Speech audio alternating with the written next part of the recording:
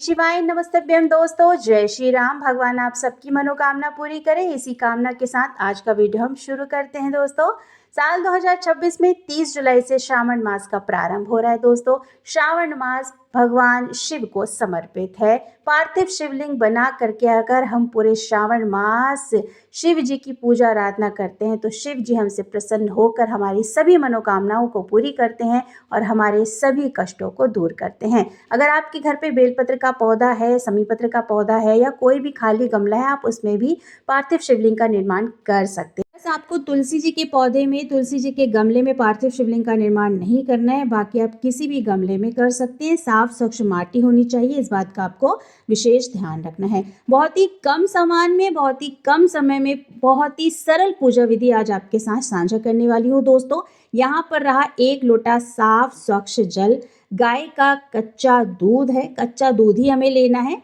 स्नान कराने के लिए। और जो भी फूल आपके पास उपलब्ध हो, जो भी मिल जाए आसानी से, आप वो ले सकते हैं।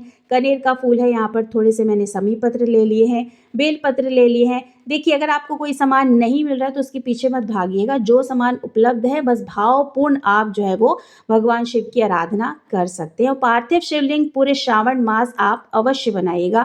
यहाँ पर देखिए, माचिस है, धूप बत्ती है, जनेऊ है, रक्षा सूत्र है और जो भी ऋतुफल आपके पास हो आप वो ले सकते हैं। यहाँ पर मैंने थोड़े से अक्षत लिए हैं, एक दीपक तैयार कर लिया है। ऋतुफल में यहाँ पर मैंने आम लिया है, यहाँ पर पीला चंदन है, आप सफ़ेद चंदन भी ले सकते हैं। जो भी आपके पास उपलब्ध हो आप वो ले सकते हैं। बस हमें सिंदूर का प्रयोग नहीं करना है। थोड़ी सी काली तिल ली है। बस इतनी ही सामग्री से आप पूरे श्रावण मास पार्थिव शिवलिंग अपने घर पर ही बना करके और घर पर ही विसर्जन कर सकते हैं। इस तरह से अच्छी तरह से आप पूजा पाठ कर सकते हैं बहुत ही कम सामान के साथ। बहुत से ऐसे महिला पुरुष होते हैं जो ऑफिस जाते हैं, उनको ज़्यादा समय नहीं मिल पाता है, सामान भी वो नहीं जुटा पाते हैं। तो इतने कम सामान के साथ और कम समय में आप आसानी से पूजा कर सकते हैं। पूजा विधि यहाँ पर बहुत ही सरल बताई है। बहुत से ऐसे छात्र हैं, बहुत से ऐसे स्टूडेंट हैं जो पूजा करना चाहते हैं, तो वो इस सरल विधि को अपना करके पूरे श्रावण मास जो है भगवान शिव की पूजा आराधना कर सकते हैं। गमले की जो मिट्टी थी वो थोड़ी सी सूखी थी, तो साफ स्वच्छ जल डाल करके उसको थोड़ा सा गीला कर लिया और पिंडी के स्वरूप में हमें शिवलिंग बना लेना है। जलाधारी बनाने की आवश्यकता नहीं है। तो ये हमारे शिवलिंग बनकर तैयार हो गए। अब हमें सर्वप्रथम साफ स्वच्छ जल से स्नान कराना है। इस जल में मैंने पहले ही गंगा जल डाल लिया था। अब हमें दूध से स्नान कराना है और उसके बाद फिर हमें जल से स्नान कराना है। तो यहाँ पर मैं दूध से स्नान करा रही हूँ और उसके बाद फिर जल से स्नान कराऊंगी। इस तरह हमें शिवलिंग को 3 बार स्नान कराना है, पहले जल से, फिर दूध से और उसके बाद फिर जल से। वस्त्र के रूप में हम यहाँ पर कलावा पहना देंगे, यानी रक्षा सूत्र पहना देंगे। और जनेऊ का एक विशेष महत्व है, तो आप जनेऊ अगर आपके पास है तो आप सफ़ेद जनेऊ जो है वो अवश्य चढ़ाएं। तो इस तरह से हमने यहाँ पर जनेऊ चढ़ा दिया है। अब हम त्रिकुंड बनाएंगे। देखिए, पीले चंदन का प्रयोग किया है मैंने, अगर आपके पास सफ़ेद चंदन है तो अच्छी बात है। तो यहाँ पर हम त्रिकुंड बना देंगे। तो इस तरह से त्रिकुंड बना दिया है। अब हम दीप प्रज्वलित कर लेते हैं। दीप प्रज्वलित करने के बाद बाकी की पूजा जो है वो हम शुरू करेंगे। दीप प्रज्वलित करने के बाद यहाँ पर हम सर्वप्रथम अक्षत चढ़ाएंगे। अक्षत के दाने टूटे हुए नहीं होना चाहिए, यानी सजे हुए चावल होने चाहिए, टूटे नहीं होना चाहिए। उसके बाद हम काला तिल जो है वो चढ़ाएंगे। काला तिल अगर आपके पास हो तो दोस्तों अवश्य चढ़ाएं। अब यहाँ पर हम बेलपत्र चढ़ा देंगे, समी पत्र चढ़ा देंगे, जो भी फूल आपके पास उपलब्ध हो वो आप चढ़ा देंगे। तो देखिए, एक एक करके सभी सामग्रियों को इस तरह से हम चढ़ा देंगे।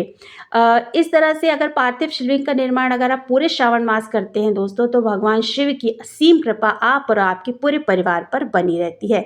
जो भी ऋतुफल हो आपके पास, इस तरह से स्पर्श करते हुए मैं वहीं रख दूंगी, क्योंकि गमला बड़ा है तो मैंने वहीं पर रख दिया है।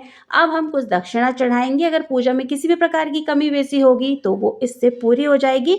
और श्रावण मास के समापन के समय ये दक्षिणा हम किसी मंदिर में या किसी कन्या को या किसी जरूरतमंद को इकट्ठी होने के बाद दान दे देंगे। धूप दीप दिखाकर इस तरह से हम पूजा अर्चना कर लेंगे। और पूरी पूजा के समय हमें ओम नमः शिवाय का जाप करते रहना है। शिव चालीसा भी पढ़ सकते हैं। साथ ही साथ अगर आप सावन सोमवार का व्रत रखते हैं तो व्रत कथा भी पढ़ सकते हैं। अब हम यहाँ पे प्रेम पूर्वक जो है वो शिव जी की आरती कर लेंगे। अब यहाँ पर हमारी जो पूजा होती है संपन्न होती है, क्योंकि हमने आरती कर ली है। आरती के बाद हम सीधे हाथ में थोड़ा सा जल लेकर 3 बार इस तरह से आचमनी कर देंगे, जल को वार देंगे। यहाँ पर हमारी पूजा समाप्त होती है।